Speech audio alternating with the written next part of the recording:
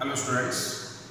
So as we already started the lesson, the microorganisms. So in that one, the useful and harmful microorganisms and what are the uses already we have seen in detail, and in the harmfulness of the diseases also we have seen what kind of diseases are going to spread by the microorganisms. So here now the one more defect or the demerit of these microorganisms, so that is the food poisoning, that and the one more the concept that we are going to discuss in this period, it is the food preservation methods. So let us see first of all what do you mean by the food poisoning. So maybe you got the experience of the food poisoning in your life. So when we went to any functions, we will eat a large quantity of food stuff. So that is including the variety of food items. So when we eat these kinds of items in more quantity as per the regular food what we are taking, so after some time it will start to get the vomit as well as sometimes the dysentery also. So when we get the prescription of the doctors, we will come to know that so it is because of the food poisoning. So what do you mean by food poisoning here means it is actually the unhealthy concept in which the microorganisms are going to leave the somewhat the poisonous or toxic substances on the food. So they are going to, by the activity of microorganisms, the food is going to spoil.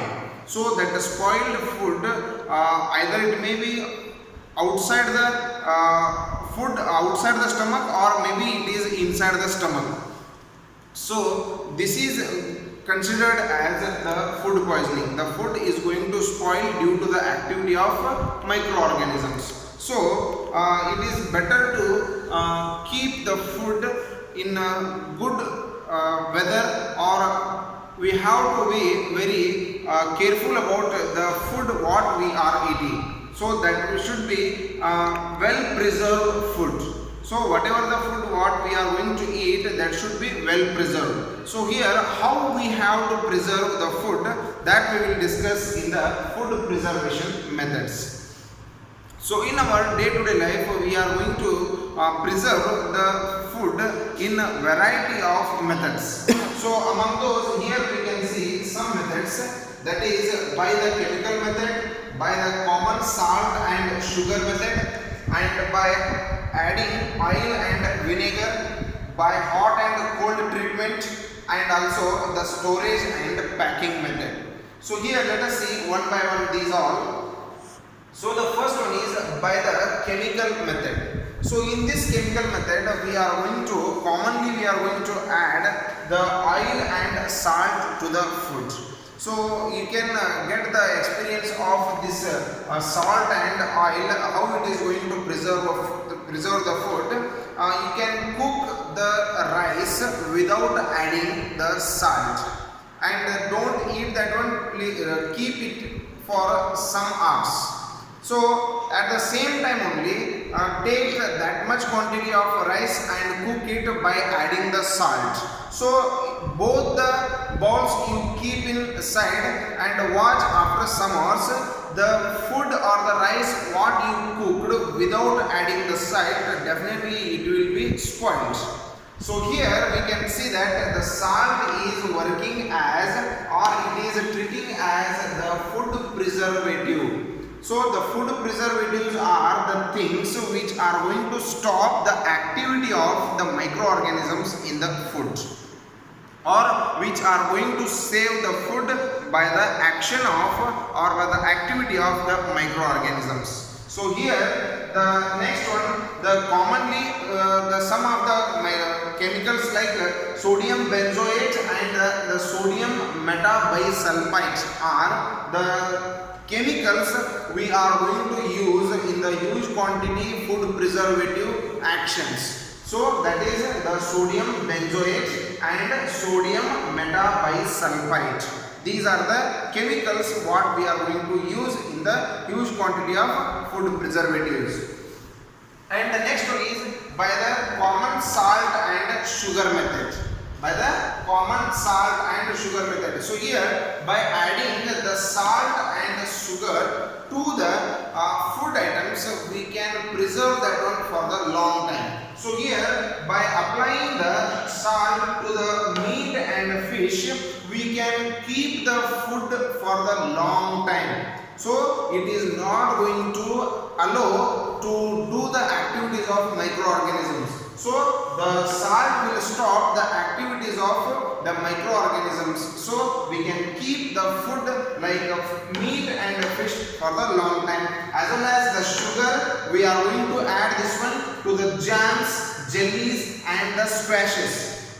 So the jams and jellies and squashes are nowadays, these are very popular food items.